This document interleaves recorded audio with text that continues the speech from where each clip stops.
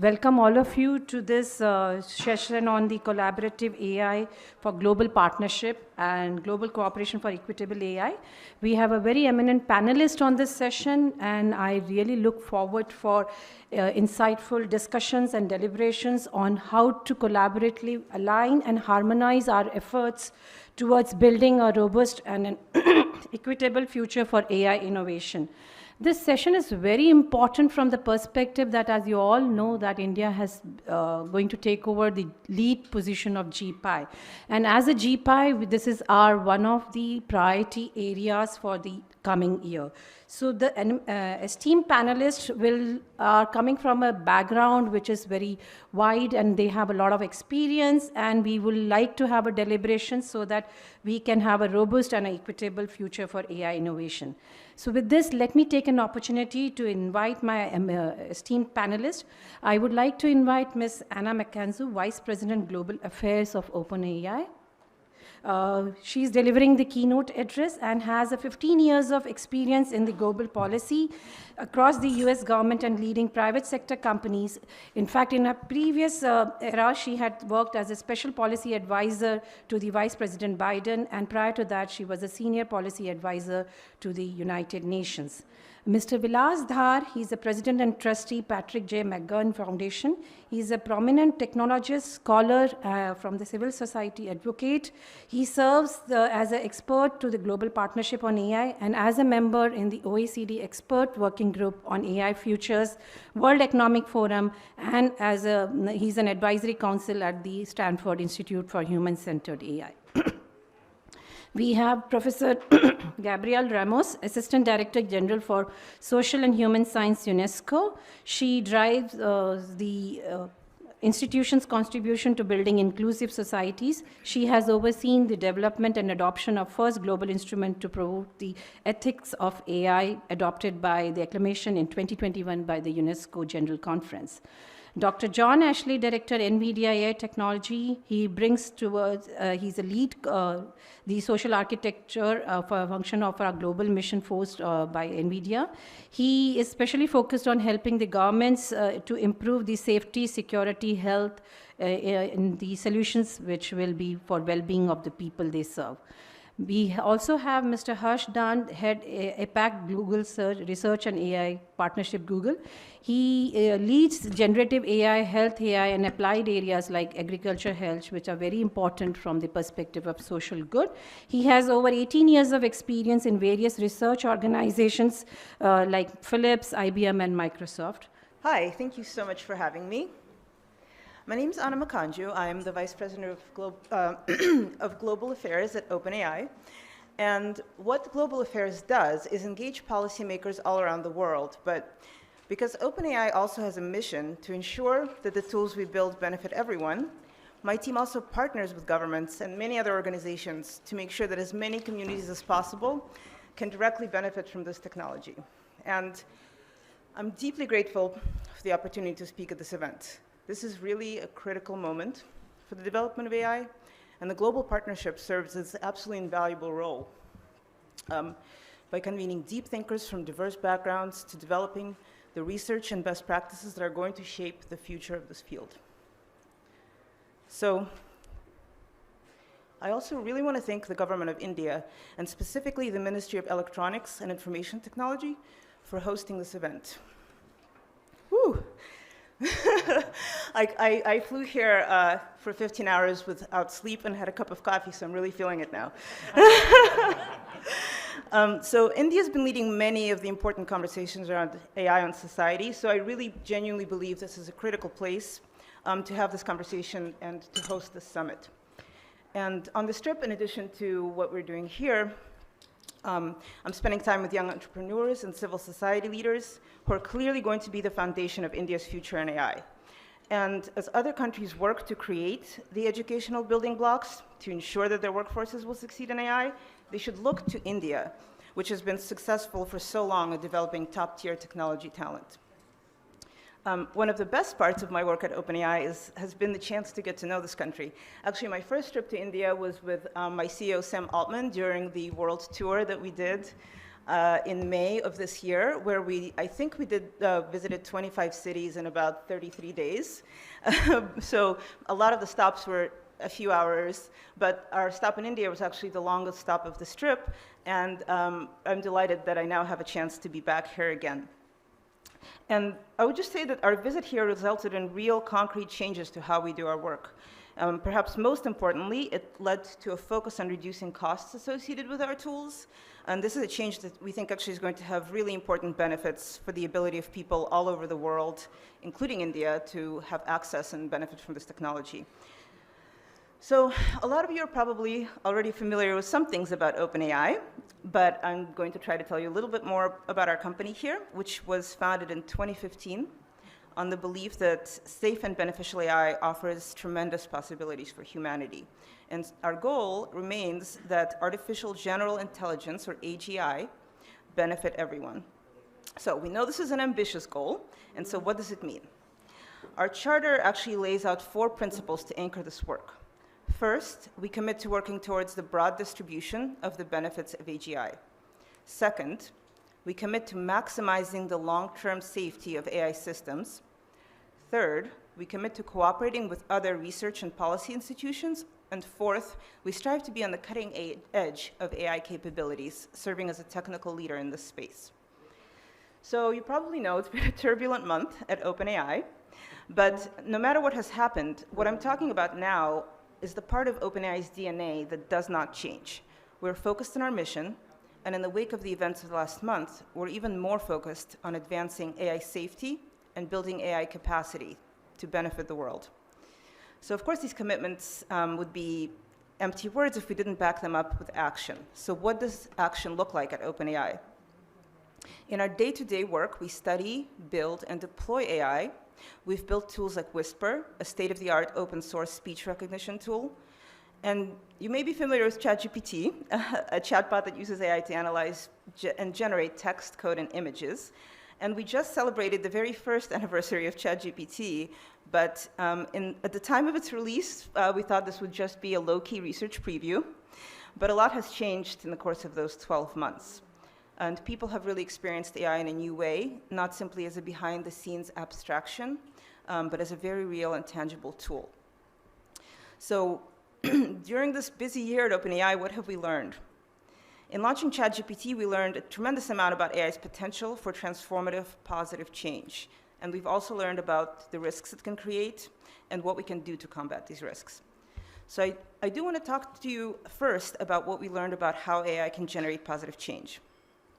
As these systems have become more powerful, they can unlock cleaner, more plentiful energy, faster travel, life-saving medical treatments. We've already seen generative AI impact real problems in ways that we previously couldn't have imagined. Healthcare workers have found new ways to improve clinical note-taking and integrate health records so that clinicians can spend more time with their patients. Image recognition capabilities have been used to help the visually impaired by converting the visual world into text and speech. One of my absolute favorite examples is a Danish startup called Be My Eyes. They've developed a tool using GPT-4 that can give the same level of context and understanding to people who are blind as a human volunteer. And education providers like Khan Academy have created AI-enhanced tools for both teachers and students. They have a digital tutor called Khanmigo, which is actually also available here in India, which is designed to develop critical thinking skills. So instead of providing students with answers to questions, it walks them through a learning process that provides hints or examples when they're struggling with an exercise. The Bill and Melinda Gates Foundation is using large language models to bring critical resources to remote communities.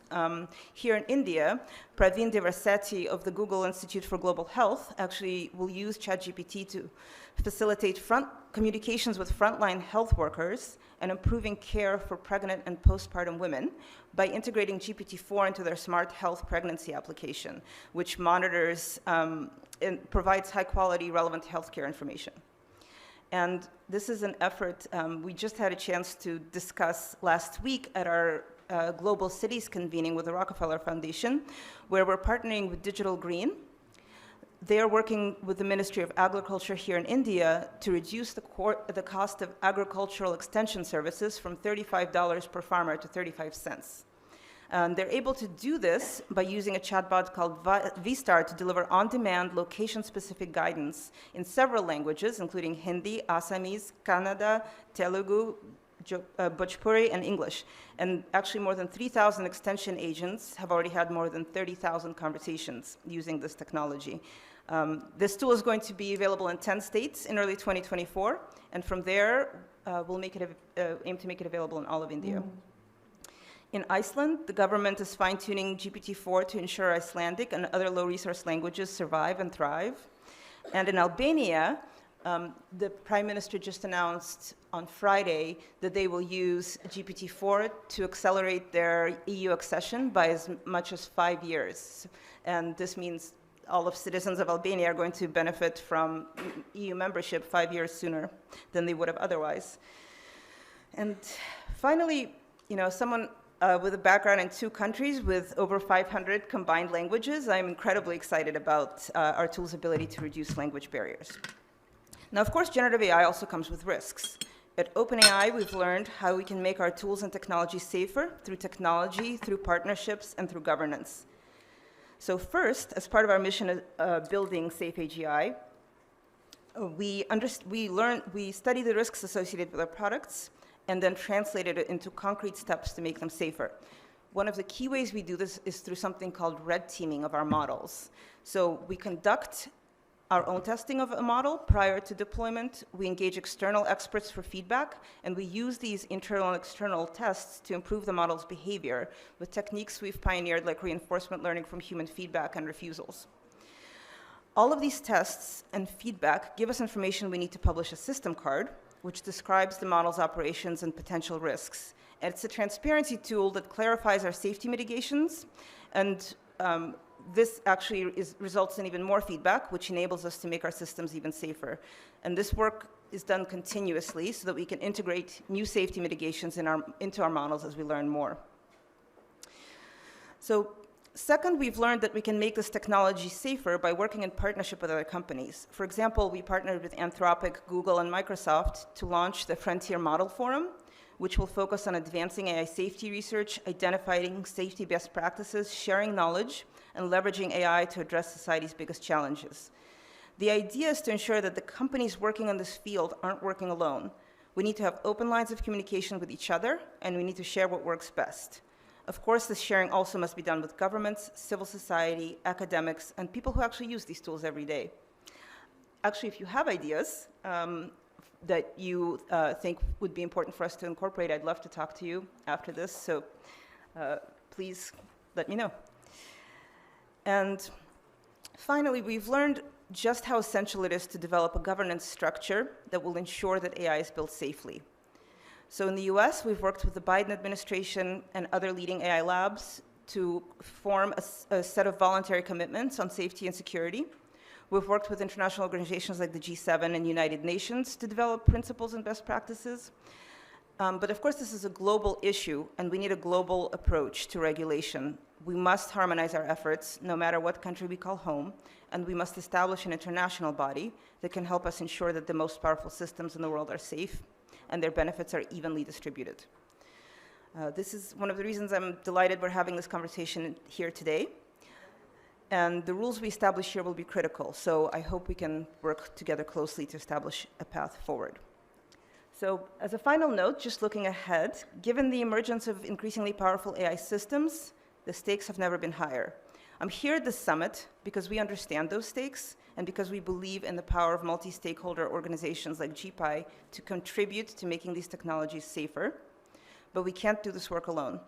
Countries like India are critical to AI's future, and India has the critical ingredients, some of the most impressive technology talent in the world, a track record of developing extraordinary technology businesses, and a focus on competing on the global stage.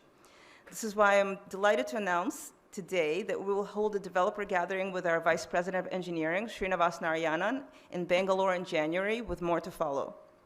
Our plan is to convene developers here in India to work alongside OpenAI product leaders on some of the most difficult product and safety challenges.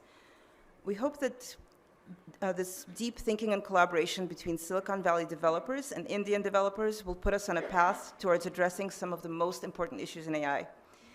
If we navigate this path safely and responsibly, AI systems could create unparalleled economic abundance for the global economy, solve shared challenges like global health and security, and enhance societal well-being in countless ways. I work at OpenAI because I believe in this future, and we need to invest in AI technology and governance to get there. Thank you.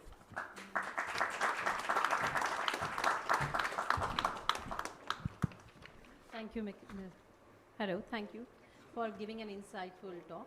In fact, you've rightly said that AI should be used for social good. It should also be used for the human capacity and for the innovation.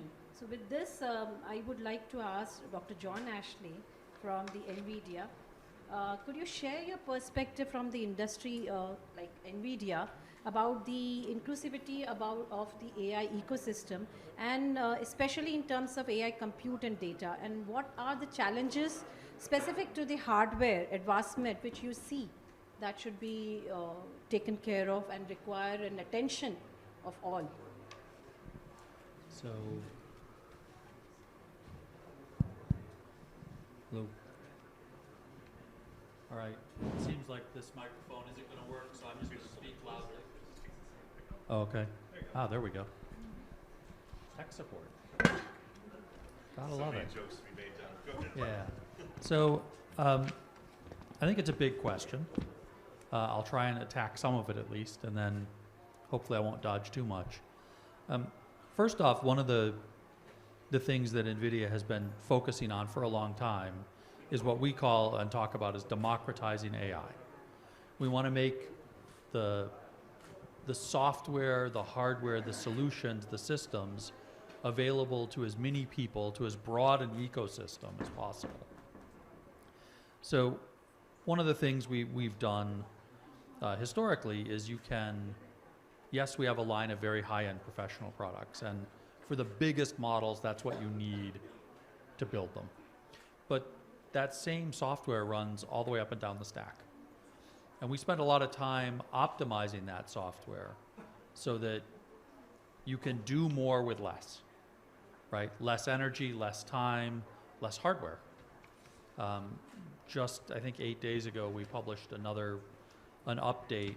A few months ago, we had launched some new product, and it was 4 times faster for inference on Llama 2, so community models in speech. 4 times faster is good, right? Faster response time. We just updated that, right? Software improvements, 6.2 times faster now, but also 1/8 the hardware. And so by looking at these optimization techniques, by attacking when OpenAI releases new stuff, can we work on making it more efficient? Can we make our processes and platforms more efficient? When we do that, we lower the barrier to entry to run it. The same thing with our partners at Google and Microsoft and around the world in research and government. Can we lower that barrier to entry?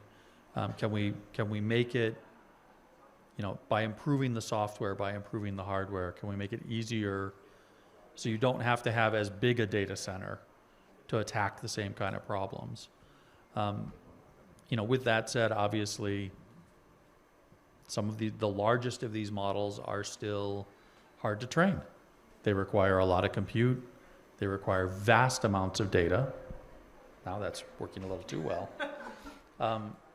And they require, frankly, a huge amount of talent across the board, from data curation, data governance, through to performance tuning, HPC systems operation, networking, AI, just the sort of foundational AI research. And that's before you even get to trying to get it to do something useful, right? You need policymakers, you need users, you need educators, you need that village at the front end to actually make this application useful and provide the feedback loop to have that all happen. So we're looking to build the tools, to find the partners to work and enable the ecosystem across that whole spectrum. I don't know, how much of your question did I manage to dodge? No, you answered the question. In fact, just wanted to understand how will you building huge compute which cater to the faster inferencing and all. So I think that's addressing the Global South is a huge challenge. It's one that our global public sector team and our AI Nations team takes very seriously. If you look at the best sort of proxy for where compute is distributed, a pretty good one is the top 500 compute list, supercomputing list. And there's only 30-some countries on that list, which means there's 150-some countries that are not. Those countries are disproportionately in the Global South. I think looking for ways, if we look at training the biggest models and making those sovereign models and making them respectful of local language, local culture, local norms, everything works great for me. I live in California. All the models are biased towards being California-centric. AI is great for me. It isn't maybe so relevant, or so great for other people.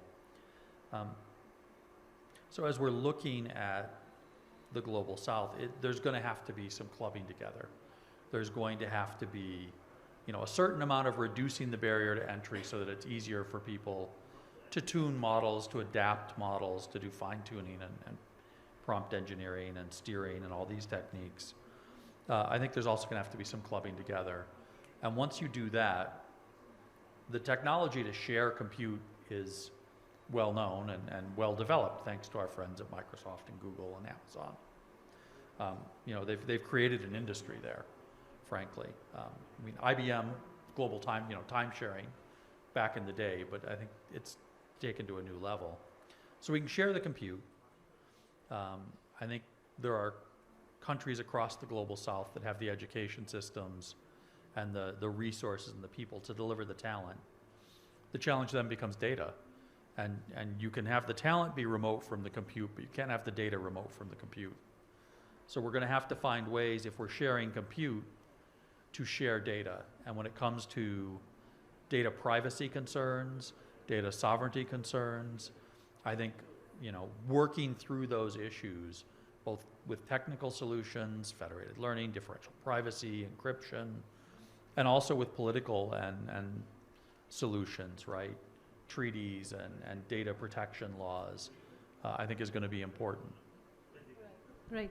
Now you since talked about the data, I would like to know from you, Mr. Dhan, about how do we bridge the gap between the leading AI economies and the Global South with respect to the software and the algorithmic perspective, because data is a very huge and an important pillar when you talk about the models and all. Absolutely. No, and super happy to address that. Before I do that, I would like to acknowledge whatever Anna covered. For me, it was just reflective of, for example, what company like Google would do. So all the aspects around generative AI experiments, applications, red teaming, and basically making sure that this super powerful technology lands in the world in a responsible manner. I think that's front and center for companies like Google, Microsoft. So that's one acknowledgement.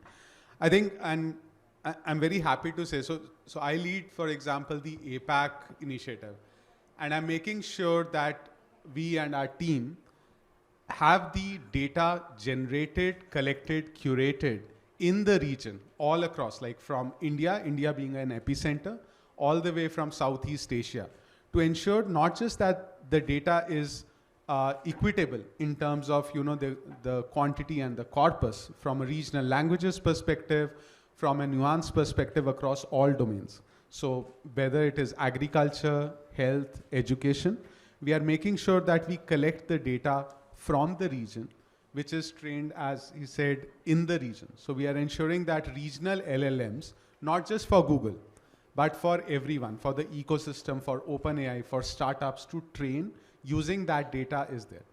And our efforts are in terms of making sure that the data is open source, accessible to everyone. So that's the first layer. The second layer is making sure that some of the models themselves are also open source. So for example, Google was the first to give TensorFlow to the world. Or we have released Mural, which is an open source language model that is being used by a lot of academics and startups. So I would say these are the efforts that we are doing. to ensure that the regional LLMs have an equitable presence, distribution, and applications.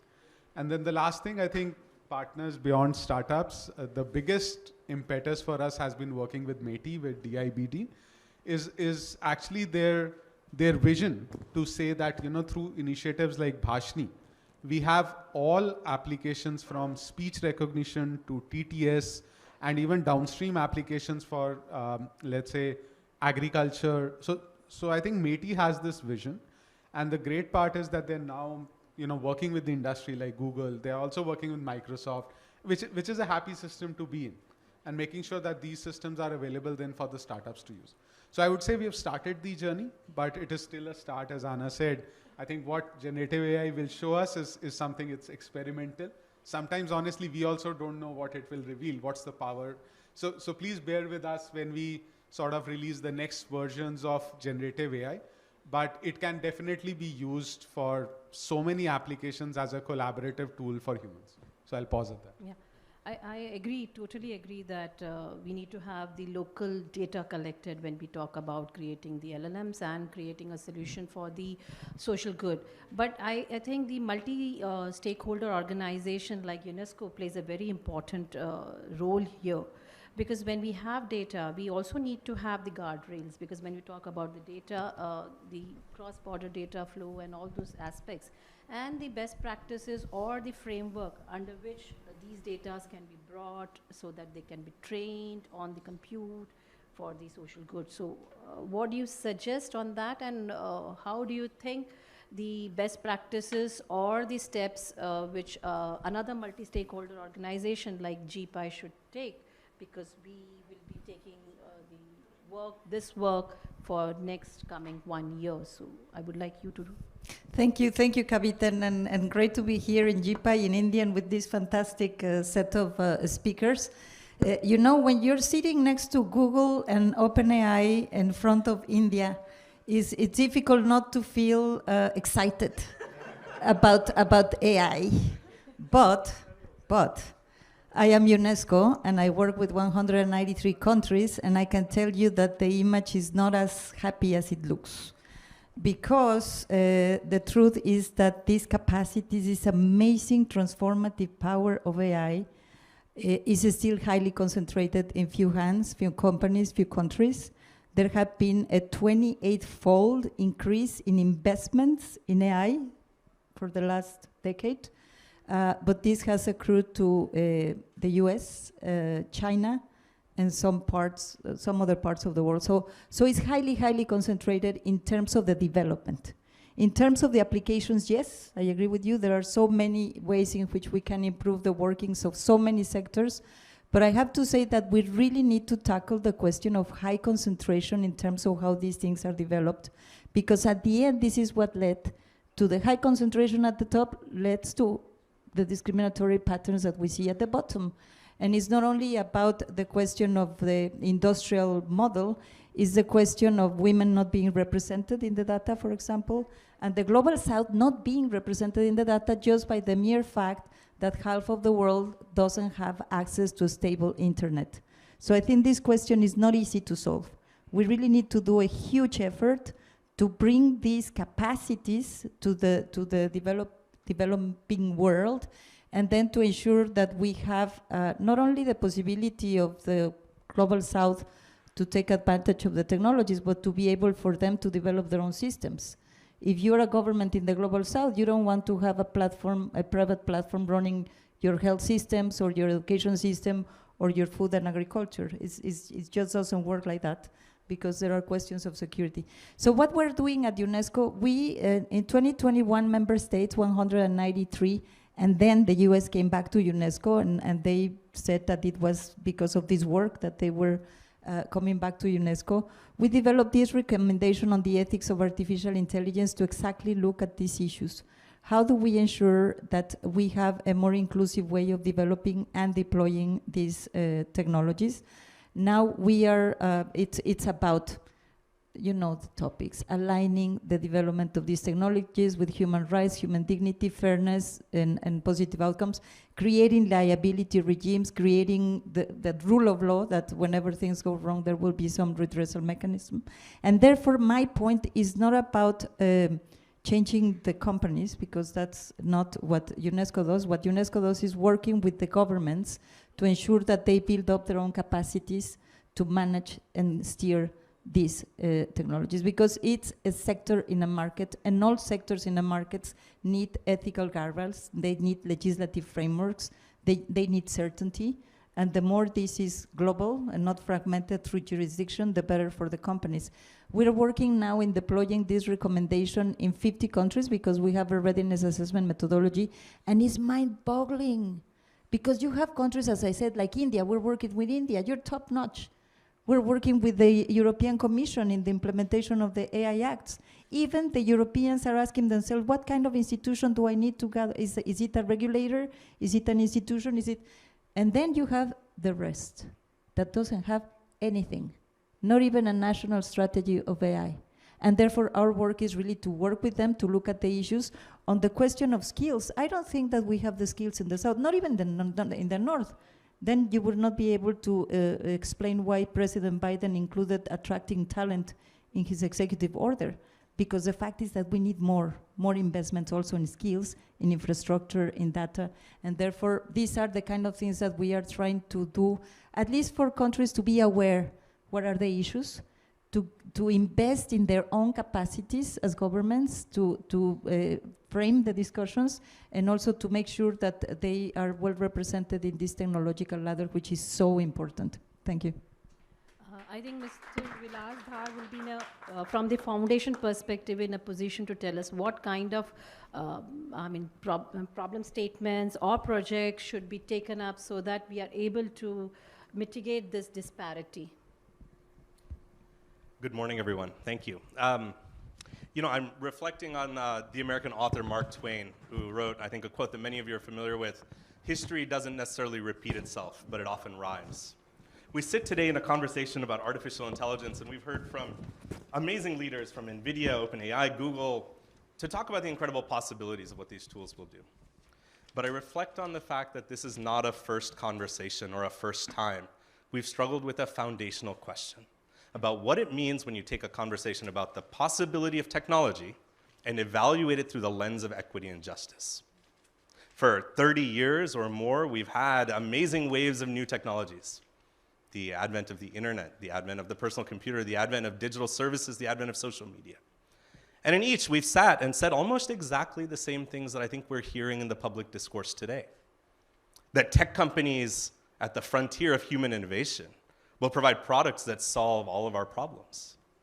But without fundamentally asking the question, what is it that we have to change about our societal framework to allow these technologies to be actually used in ways that solve the problems of the many rather than the few and the privileged? It's almost become a cliche in 6 months that what we should talk about when we think about democratizing AI is talent and data and compute. I'm guilty as well. I think a year ago we started using these words, or 5 years ago. We said this is actually what it changes. But we're realizing that those aren't the panacea. They're not the solution. Today I spoke with a young man who shared with me research happening at his university. That for smallholder farmers right here in India, one of the most critical threats to their economic sustenance as rice farmers is what happens when an elephant approaches their land and goes a little berserk and destroys their crops. This is a classic problem that I think those of us of Indian origin have known for a long time. The solution that's being developed at Amrita University is an AI-enabled set of tools that monitor for when an elephant might approach using LiDAR, using visual recognition, using bioacoustic monitoring, and then changes the deterrence mechanism. Elephants are quite smart, as it turns out. They know that when you flash lights at them, they'll walk away the first time, but then they become used to it and they realize there's no threat, they keep coming back. So using AI to develop new algorithms to create randomization in how these deterrence mechanisms work. It's an amazing little use case and an idea of how AI technologies can be used to solve a very specific and local problem. And yet I think I might ask, not just the companies represented here, but those 7 or 8 large companies that hold AI capacity, for which of them is solving a problem like this on their core strategic agenda?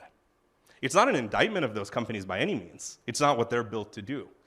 But then I have to ask the question, well, who is it in our society that's supposed to enable communities to have access to the kinds of tools that let them name and define their own problems, that don't force them to go to a technological intermediary, but say you have the agency and the sovereignty to build the products that solve the problem that you are facing? This is the core challenge we face around artificial intelligence. It's not merely about bringing compute from the global north to the global majority. It's not merely about making sure that we're working on skills development in the way that Gabriela spoke to so passionately, or that data needs to be local and proximate to the compute. There's something more fundamental here. It's a question about who owns the idea of what AI can mean for humanity. And we're stuck in a moment of an existential conversation. There are answers that are out there in public today. One, that those companies who have taken the first steps and become early entrants should own the practice of what AI looks like for the world. There's a question around governments, whether those of the global north or the global majority, whether it's public investment and funding. And I think at the core of it is a fundamental ethical question about what we're doing to enable communities to have ownership and agency. I run a philanthropic institution called the Patrick McGovern Foundation.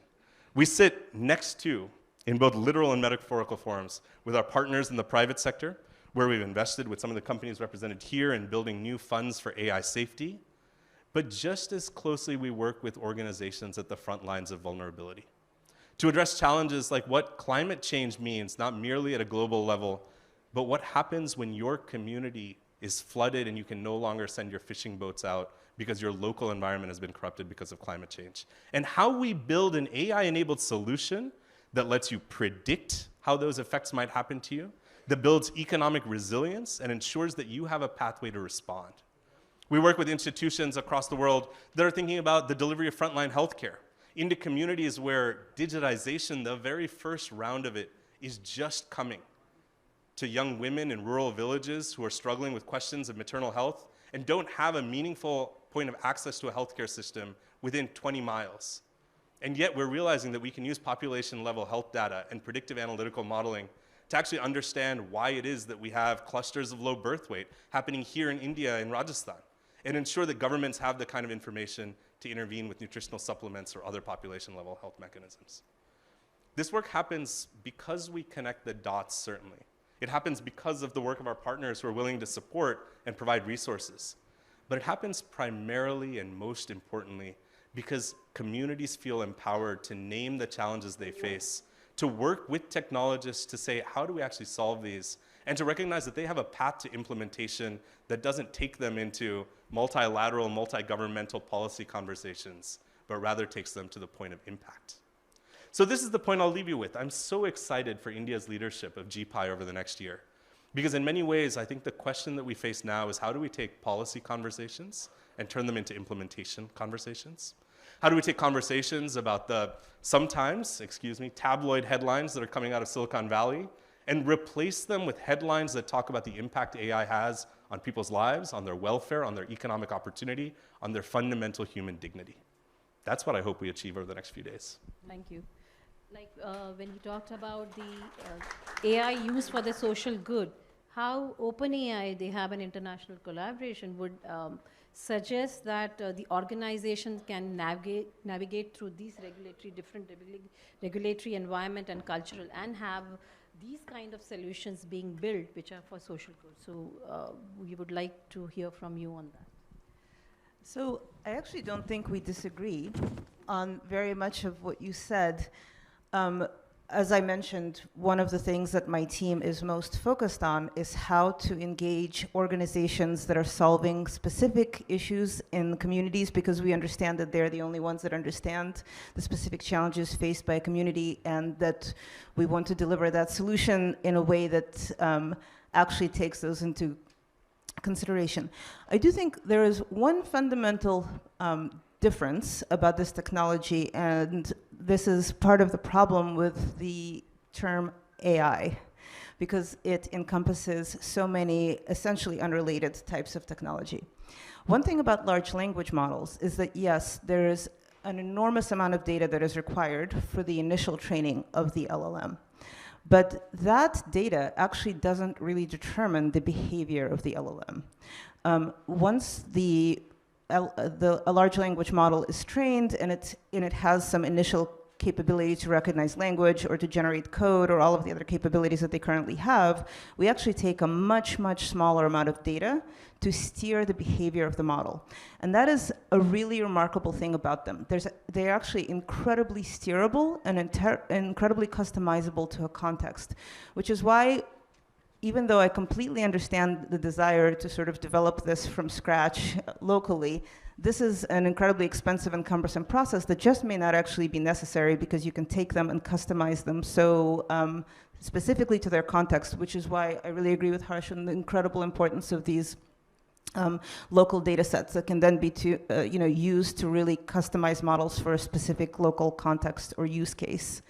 And I do think that this opens up an incredible number of possibilities without the need for as many of the resources as we all talk about that are incredibly expensive and difficult to acquire, and in some communities simply impossible to access. But still, leave all of these important, incredible possibilities, such as the work we're doing with Digital Green that actually addresses a very adjacent problem here for smallholder farms. Maybe, so I mean, +1 to what you said, and maybe not challenging you, Vilas, but we work, besides working with, let's say, the BMGF, with McGovern, JZ, and the ecosystem, I think it's also, at least I believe in the DNA of a lot of our companies, to work for the AI for social good, as ma'am said, in terms of the health, agriculture, sustainability.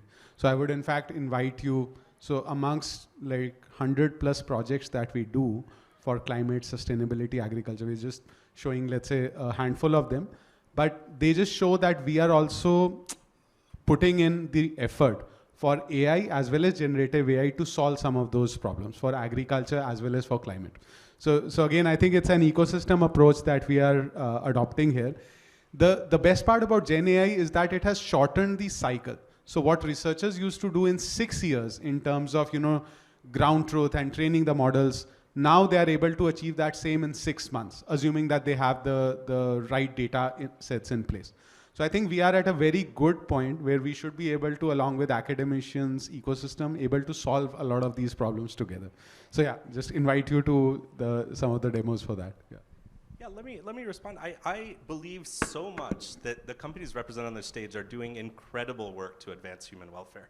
I think the work coming out of google.org around climate recently has been an incredible leadership role. I think OpenAI's work in exactly what you described, including democratic processes. But I think the point I'm making is slightly different. As I said, it's not an indictment of what the private sector is doing, but rather a fundamental question about whether, as a matter of a social contract, we want to live in a world where the capacity to deliver these kinds of impacts are consistently intermediated by a small set of private sector companies. What is the alternative? It's the question that I ask this audience to envision. What are other mechanisms by which we might be able to deliver the idea of capacity, this triad of compute and data and talent, but also a new mechanism for an economic model of thinking about who owns AI? I think one of the interesting questions that's emerging today is, I think your point is very spot on, that these models are incredibly expensive to develop. And yet, we still are struggling, I think, around moral and pragmatic questions around open source AI models. We're struggling with understanding how we build low resource setting models, right? One of the classical challenges I think all of us care about deeply is, how do we think about languages that sit outside of that kind of global 100? And how do we build models that approach them?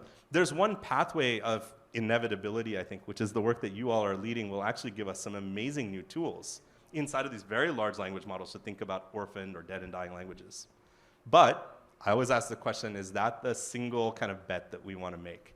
Or do we have an opportunity to think about how public investment, about how public policy, about the work of multilateral institutions might create for us an additional and corollary toolkit to do this work? I think multi-level organizations play a very important role when talking about the language. We have started an initiative called Bhashini, where with the help of the public organizations, we build LLMs.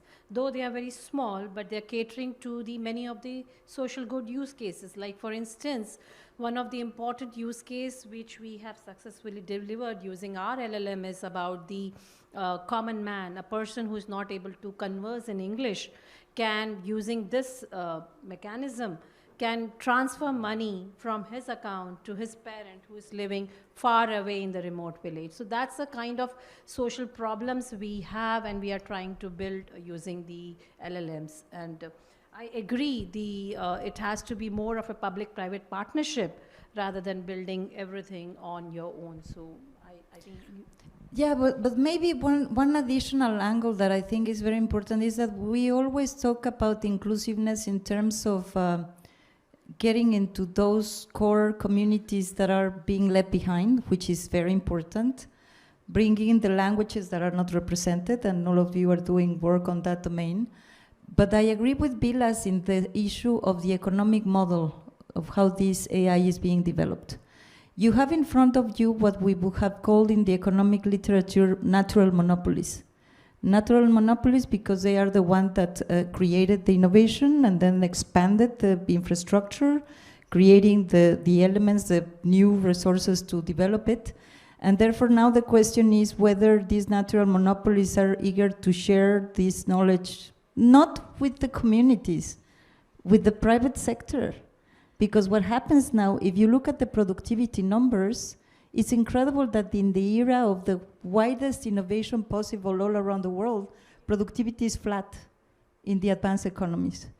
But if you disentangle and distinguish between the frontier firms and the laggard firms, and I'm talking 80% of the rest of the firms in the economy, you see that those leading firms might be running 5% productivity growth in the services sector, 3% in the manufacturing sector, and the rest of the companies are running flat.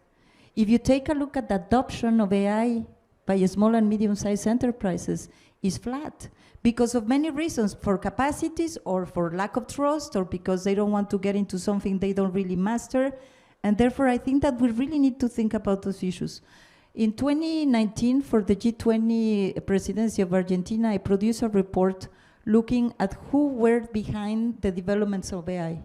80% of the, and I hope that has changed because there has been a lot of movement and you did not exist at that time, but I have to say that 80% of developments were done by male-only teams. And we are still in the world in which 20% of women, only 20% of your workload or of your workforce is women. So I think that there is something that needs to change ex ante, as we say it in UNESCO, to really ensure that we have this possibility of everybody chipping into the innovation ladder. I'm not talking about application, I'm talking about how do we make innovation much more inclusive. This is super important for GPAI because we don't want to have these amazing technologies only being used. We want them to be developed and to be really tailored to catering to the needs of these companies, small and medium size. So I'd like to just touch really quickly on that because I think earlier I mentioned, right, a big part of our global public sector at NVIDIA efforts, we talk about democratizing AI. We leverage a lot of the programs across our company around the ecosystem of startups. We have something like 17,000 AI startups globally that we work with now. We emphasize a lot of education, especially really hands-on things where we can take a solution and at the end of the day you've built something. And the idea of putting people through what we call our Deep Learning Institute is to enable someone to go out and say, hey, I have an idea. I've got a problem that I know intimately that I guarantee you NVIDIA does not. No one in NVIDIA California understands that problem very well, but this person has lived that problem, and we've now, hopefully, through supporting startups, through supporting students, through supporting the general public if they want, and then making those tools accessible, right? So we're, working to make the software and the hardware available in every cloud, in every on-prem, in every gaming card, right? You need a huge investment to lead the frontier in foundation models. AI isn't just the biggest foundation models, and to, I think, Anna's point, it's not always, you don't always have to build the biggest foundation model. You could stand on the shoulders of giants And I think we're spending a lot of effort trying to democratize AI in that way to enable those kind of use cases. But I think that is a piece where, you know, and every one of the companies I think on this stage has programs like that. I think it's probably an area where we need, you know, more partnering with governments that are trying to lead in those spaces, and more, I think countries are waking up to the fact that they need to step up and do their piece and add a leadership component. I think India has recognized that for a long time and has been excellent at that, but other countries are waking up, especially across the global south. So this is actually, I would love to, this is a really exciting conversation that I think would love to continue through GPAI, because I completely understand your point that people don't necessarily want technology companies to be the intermediary. It's, you know, one of the things that actually was the precipitating cause of the crisis that we recently went through was because OpenAI, from its sort of foundation, recognized this challenge and tried to create a somewhat unique structure where we had a nonprofit that governs our company, where we have a capped profit model so that we can ultimately distribute the benefits of AGI broadly. But how you do that is an incredibly challenging question that we've been grappling with basically since our foundation, and continue to. And I think this is, you know, this crisis was a good moment to sort of get us back to prioritizing answering this question that I think we do have to do together. Yeah, I think that's right. I want to go back to the rather elegant framing of the problem I think Gabriela offered, but our panel has come to, right? Which is, actually, I think you're absolutely right. There's no duality here of it's either private sector or not. But the title of our panel, I think, is Collaborative Approaches. And so I think about a handful of provocations that maybe I'll share. The first is, I think there is this question of, even as we look at the massive investments that private companies have taken risks on and done to build these models, we're still at a macroeconomic analysis operating in the billions of dollars or maybe the tens of billions of dollars. On one hand, that's a massive amount of economic input and risk-taking. In the context of global GDP, it's also not such a material amount of money that we say it is only the private sector that could be delivering these kinds of outcomes. So I think there's a relatively open question of how we think about public investment in the idea of the creation of public goods that have to do with artificial intelligence. Sometimes maybe models, sometimes maybe the procurement and deployment of compute, certainly in the investment in public sector skill sets. The second component to that, though, is again, we operate in a set of defaults that I think will soon be tested. The idea that if you go to a top-tier educational institution and you have a credential in data science or AI, which I imagine many of us have on this panel, there is a strong pull to go to the private sector and a strong set of incentives that they have developed to make sure that you go there. And what it leads to is again, this is a multi-party and diffuse set of incentives that leads to the idea that if you have technical talent, well, you go to a place that will give you so much money to build it for a profit-seeking purpose. Now, I'm a private sector entrepreneur, right? I've built companies in the private sector. I have no challenge at all with that. And yet I ask the question, how can we expect that we're going to build technologies for public good if we're not investing in social incentives to allow brilliant people who develop these skills to go out and work for the public good? To me, that's not entirely an economic argument. It's an argument about policy. It's an argument about shared social values. It's an argument about how we create a public environment in which there is a heroism attached to becoming a data scientist or an AI-enabling individual who's out there and committing their lives to doing this as an act of service. I think that's something that we could look at tactically and tangibly, even in the context of GPAI, and say, how do we encourage our member nations and experts to push for those kinds of policies? Yeah, this is very important. In fact, I also wanted to ask all of you, like the multi-stake organization like GPAI, what steps GPAI should take so that we have equitable innovation, research, and equitable AI across the entire world. So I would like all of you to share your thoughts on that. If I may also, following from the comments I have heard, I think there are very pernicious narratives that we should move away from, and I think GPAI can help build a more sustainable narrative. The narrative of innovation against regulation, I think, is done, I guess, because of Europe and because of President Biden executive order. But then the question of governments against companies, or companies, let me tell you, when we were negotiating the recommendation on the ethics of AI with 193 countries, people were asking me, how are you going to convince the companies to follow it? I was like, I don't work with the companies. Of course, I exchange with the companies. I hear the companies because they are the ones that are producing it. I'm talking to my member states because it's the member states that have the duty of care. And I think that we have forgotten to the investments that need to be done in governments to frame the issues in the way that you are asking, Vilas. Because it's not about, it's policies. When you think about that President Biden just put 230 billion for renewable energies, he changed the conversation because he's putting the incentives.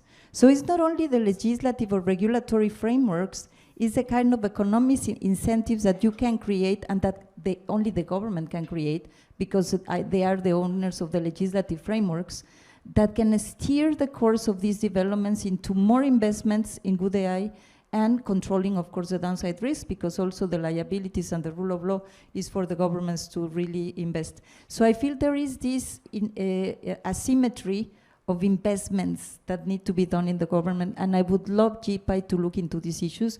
This is something that we are doing, as I said, with the implementation of the recommendation, and it's not an easy question, but at the end, governments have procurement systems, government has fiscal incentives, regulatory incentives, investments in the markets too, market signals. So all of these things should not be taken lightly. I think that we need to step up this game to ensure that we all deliver for what I've been hearing in this panel we are all aimed to do, but in a faster way and a key player that are governments.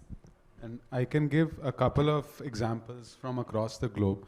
Just answering Vilas's great points, I think investment in infra as well as getting pride in the fact that you're a data scientist, but you're working, for the AI for the region and for the country. So Singapore, I work with them. They have institutes like AI Singapore, AISC. They have A-Star, which has been a research institute for 2 decades over, as well as IMD and so on. So that's one example where there is a lot of pride in working for AI-related aspects. Similar is Germany. So for example, my brother runs a quantum physics startup. He's never needed to go to VCs and so on, because there's a lot of government grants which come because you are in Germany and you are running a deep tech startup. And I know India is doing that, but again, through GPAI, can we have these best practices across countries for investment in infrastructure and data science research and application groups that are there? We are at an amazing stage, and answering, Gabriela, your question about productivity. So I think productivity in the last 2 decades has come in these big steps. When cloud came, when mobile came, and when today generative AI has come. I think the productivity jump that you'll see from startups. So these are all, like, whether it's ChatGPT, whether it's Bard or Gemini, these are all collaborative tools which will actually shorten the cycle of innovation from years to months and to days. So I think we are at a very good stage where these investments from the BMGF and from the government will actually spur that innovation. So that's my input. And what do you think, Professor Ashley, about the organizations like GPAI? What should they do so that they can have an equitable innovation and AI? So I guess from my perspective, like looking at these discussions around how, the fundamental sources of the inequality are really, as was pointed out, right? There's this incentive. If I graduate with a good degree, I'm going to go somewhere that's going to pay me a lot of money to cover the debt I just incurred. Or, well, American education system. Other countries, maybe you have a more, enlightened system. But I do think that, we've heard a lot of different things about, we need to create some incentives. I think we need to understand that division, the AI haves and the AI have-nots, the longer we wait to start addressing that, the bigger that gap is going to become. And so it is probably more important to take action than it is to have the perfect plan and then begin to act on it. because the bigger that gap gets, the larger it's going to become, and the pace is accelerating. As these generative AI, we've talked a lot in the context here about generative AI, but there's a lot of AI that isn't generative AI that's still really useful, that hasn't made the productivity contributions yet that it will make. But I think getting started, building things now, building collaborations now, right? Starting to understand that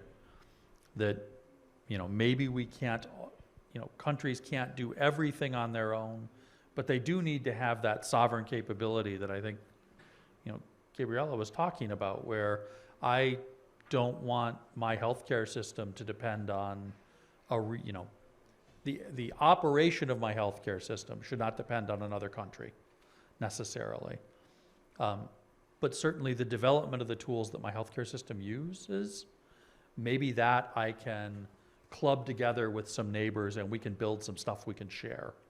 So I think, understanding what we can share, focusing on taking action sooner rather than later, and looking at that as we talk about it, right? The democratization of AI. How do we encourage a network of startups? How do we make sure that it's not just the computer scientists that understand how to build something? Maybe only the computer scientists with PhDs from Stanford are going to be moving the very top levels of models forward. But there's an awful lot of capability that we can deliver value to people in their day-to-day lives that, frankly, the tools are good now. We can build a lot of that stuff without requiring a PhD from an IIT.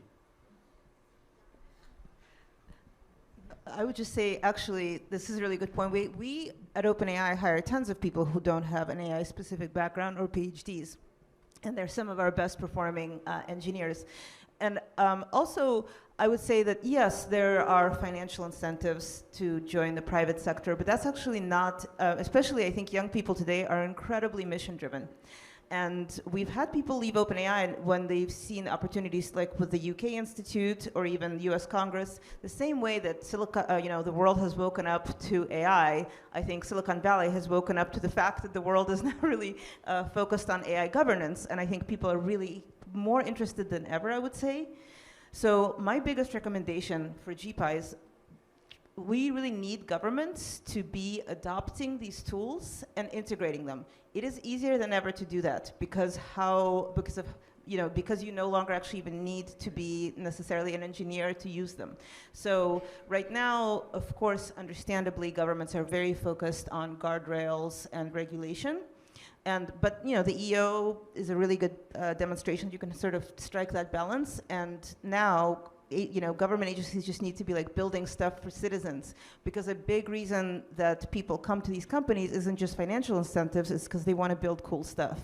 If they know that they can build cool stuff when they work for government, I really believe that lots of people will go and do that. I agree, because the solutions or the experts working in GPAI have built lots of tools and technologies, but proliferation and adoption is very important. So what you all from the different organization and the multi-stakeholder communities, can you suggest how should we do that proliferation so that the experts' work is brought out, one, and two, it is more adopted. Unless and until it is adopted, I mean, it's no point doing it. So what you can suggest in that aspect, each one of you from your different background can suggest on that. Yeah, I'll jump in. I want to underscore, I love the way, John, that you framed what I heard as 3 points, right? The need for collaboration, the critical urgency of the moment, and this idea of democratizing both talent and capacity. I thought that was an exceptional answer. I just wanted to celebrate that. In the context of what GPAI could do, I think it tracks quite nicely with that framework, right? In many ways, there are incredible sparks of light happening all across the planet, inside of private companies, inside of communities, inside of multilateral organizations. What we need, I think, as the public conversation matures, is a capacity to take those incredible little moments and sparks that are happening and build them into a bonfire of human aspiration and light. I want to start from the idea that GPAI doesn't need to do this by itself. And to even ask the expert groups that I sit on to start and say build from scratch is a meaningless kind of question, right? I think there has been incredible progress on these efforts. I look to UNESCO's work, working with countries across the world, this new readiness assessment module that I hope you'll speak about here and later. I think multilateral institutions that are doing this work and more. GPAI's role shouldn't necessarily be to be the individual innovator, but rather to bring together the very best of what's happening and create collaborative frameworks in which to take and fan those flames. I think there are ways that we could do that across the different working groups, like the Responsible AI group that I advise, in the data governance frame, in other groups as well. But I think one thing that I would suggest is in this year ahead, one of the things that has to happen is a harmonization of a purpose. Not merely to say this is an observational kind of toolkit to bring experts and talk about what they've been doing, but to say what is the guiding light, what's the North Star, what's the mechanism by which we organize all of this. And I think there we come back to a fundamental human question, right? What's the point of it all? I don't want to take us out into the 30,000 foot view. I know that's the first, but let's take it and actually think of it as quite a pragmatic and tactical outcome. What is it that you do with a global set of experts that are bringing the very frontier knowledge and aspiration of what's possible? And how do you tie it into a fundamental question about human dignity? Like, that is a conversation that we are equipped to have. It's really a question of where that space will be created for us to really advance it. And maybe taking advantage, piggybacking from Vilas, because I completely agree with him. I think GPAI can really catalyze the knowledge, because as you have seen, knowledge is also highly concentrated. Understanding these technologies, the fact that the US and the UK and France are establishing their own AI institutes tells you a lot. And therefore, catalyzing that with Patrick McGovern, we are, and many other partners, we are deploying this readiness assessment methodology to see where countries are in terms of their capacity to steering these technologies ethically, meaning human dignity, human rights, etc. And therefore, there's going to be a wealth of knowledge, and I will plea for GPAI to be a catalyzer, bringing this knowledge together. In February, we're going to have a global forum on the ethics of AI, where we're going to bring all this, and all of you are invited, of course, but we're going to bring all of these exercises coming from India, from the Netherlands, to the Bahamas, to Vietnam, to all these countries, Senegal, Morocco, all the countries with whom we are working, including with Patrick McGovern Foundation. But the fact is that this is knowledge to answer this question that is not a technological question, it's a societal one. What kind of structures of incentives do we need in this ecosystem for it to deliver more AI for good? Each one of you have a determined decision of your boards, of your creation to do that, but the environment is not balanced. And therefore, there's still a lot of profit-making decisions that are not related to the societal good. And I think that the real question here is, what are those incentives that will lead market actors to deliver for good? Agree, and I think when we talk about catalyzing the GPAI to be catalyzing this knowledge, so I think more participation from the countries which are currently not there in GPAI will help us to catalyze, because the knowledge is concentrated. So in order to have wider spread of knowledge, we need to have more participation from the countries who are having issues and challenges, and the solutions are already existing, but it's that they don't have the idea or the knowledge of the solution. So I think more participation could be one, and I would look forward that you can also suggest some other thing which can be done in in spite of doing more participation, what else we can do done as part of GPAI. So, you can share your thoughts on that other than... Well, I was going to address that question of what can GPAI do, right? I think one of the key things that we could look to the organization to do is honestly lock a couple of people in a room and get them to figure out, here's 3 problems we want to try and solve together, collaboratively, across borders. Here's, obviously, right?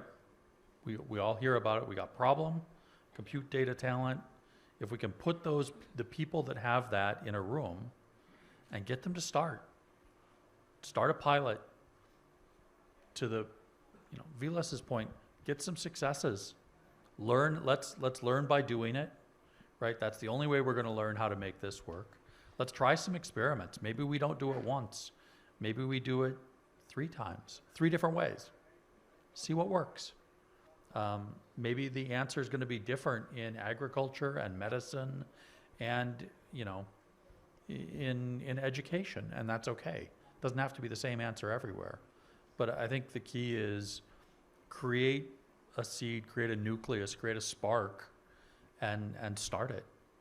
Yeah, that's the reason we would look forward for the best practices, because you have hands-on experience and you can be in a better position to share us that this way works rather than going this way. So the best practices can be shared by Mr. Daha, you or Anna or UNESCO. Yeah. I mean, you people can be in a better position to share what is the right way after seeing into, there are some successful scenarios, there are some failures.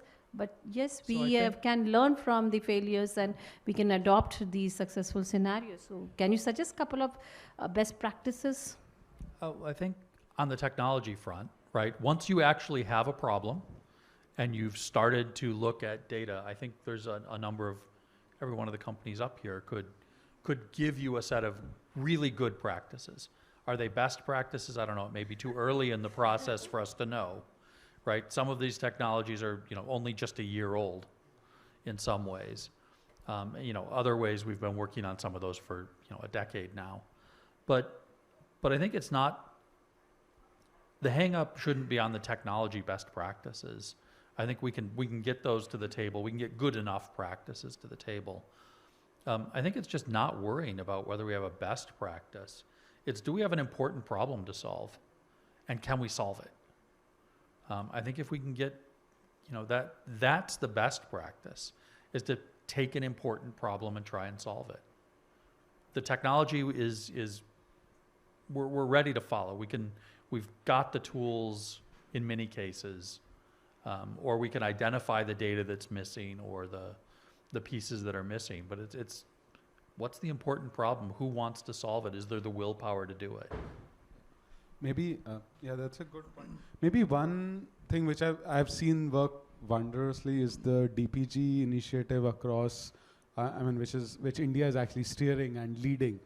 I think we should continue doubling down and, making it across all sectors.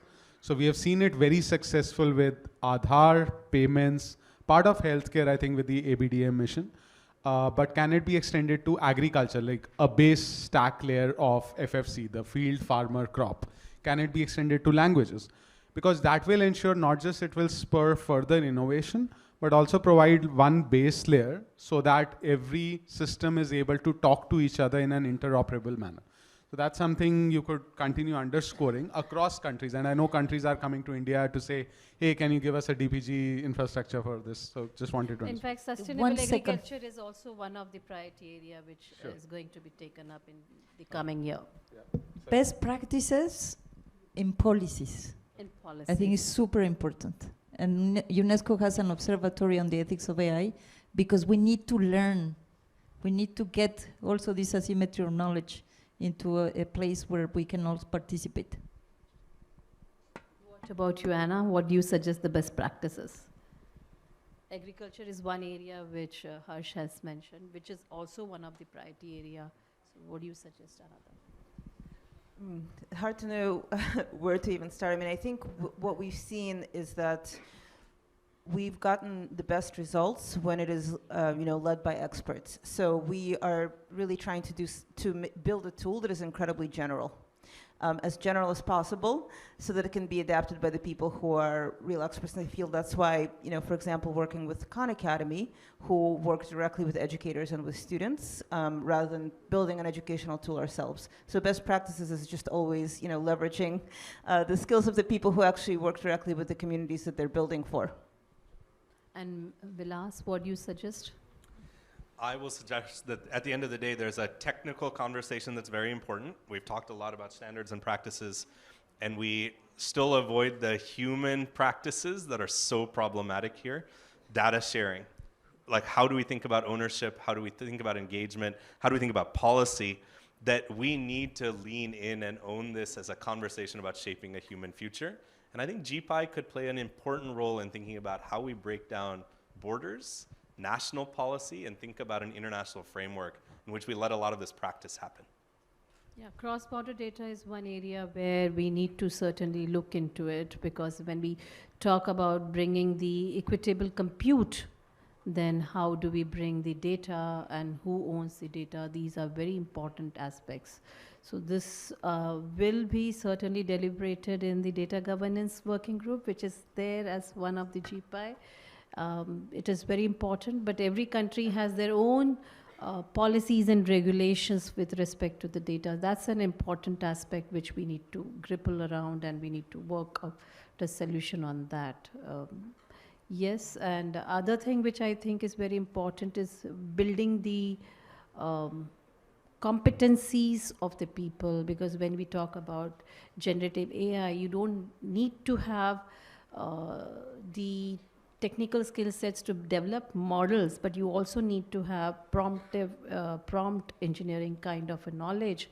So there is a future of skill working group, but what all things that group should look into so that we develop more of those kind of prompt engineers and resources, because when we talk about future of skill, this is also one of the new skill which has come out because of the generative AI and the kind of, I mean, these are many things which even we are wanting to understand based on your knowledge and experience. So is Google doing something on the prompt engineering? Because I believe you're also training resources. So so two things I'll start by saying. So I told my son that English will be your new coding language. So that's on a personal level. But we are introducing multilinguality, so that takes care of that. But training through the lens of, as you said, 17,000 plus startups. So definitely each company is looking at developers. So we are reaching out to about 1 million developers in India to tell them that you have two things available at your disposal. One, the lightweight sort of models which are there. And second, you have this entire data sets collected by Bhashni, by Google, and so on. So these are two things to the developers. But again, a government impetus to say, can this reach every academic ecosystem, startup development that is there, I think will go a long way. So definitely we can partner for that. And we can even also— Anna was talking about Yes. in her inaugural keynote session about the developer community. So is OpenAI also thinking about something, building those kind of competencies? Yeah, I wish we had as many colleagues and resources to reach out to millions, but I mean, we absolutely are. And I do think, I don't know about prompt engineering in particular, because I do think as these models, I don't know, I'm actually curious what you think. As these models become more advanced, I think it does become less necessary to prompt them in a very specific way. In fact, they can sort of themselves guide you to whatever, to how they should themselves be prompted. But I do think that there will be a need to really think through what skills are necessary for this world, which we're engaging labor communities around the world to try to figure out how exactly you train people for this new world. And if I can jump in, I think you have all probably figured this out already, right? I think about systems as a fundamental intervention point. I'm very happy to share, we work with Google, we work with an organization called Technovation, many other tech organizations on something called the AI Forward Alliance, including here with the Indian government that set the goal of training 25 million young women and girls over the next decade, not to be prompt engineers or even to be AI specialists, but to have a broad-based set of STEM skills that make them proficient and digitally literate to take on whatever the challenges are that will come. I think that's a starting point that we don't often spend enough time on. This isn't about teaching a set of technical skills in a practical curriculum. It's about ensuring, particularly for women and girls, for underrepresented populations, through the entire educational life cycle, ensuring that they feel an ownership around the idea that they're not just participants, but architects of a digital future. If we could invest public resources in doing that at massive scale, then it's not a question about do we have enough people who have the specific skills to do a data-related task or an AI-related task, but rather do we have a social frame that says we're all participants in figuring out what needs to be done, how to do it, and do it for public benefit? And maybe following from that, and also from what Anna mentioned in the sense that you were getting a lot of very good insights from non-technology people, I really think that GPAI should foster multidisciplinarity. I can tell you I was very proud because with EI University in Spain, we launched a bachelor degree for data scientists with a very strong component on ethics. And ethics and humanities, because I completely agree with you, Vilas. We have a program on digital anthropology, because again, this conversation is about the technology, and it shouldn't be like that.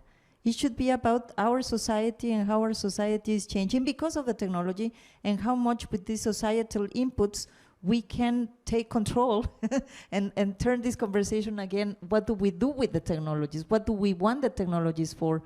And therefore it's very important that we are not in these silos, no, of the geeks, of the recommendation on the ethics of AI was amazing. And I can tell you, because I spent 20 years at the OECD, I'm an economist, guilty as charged.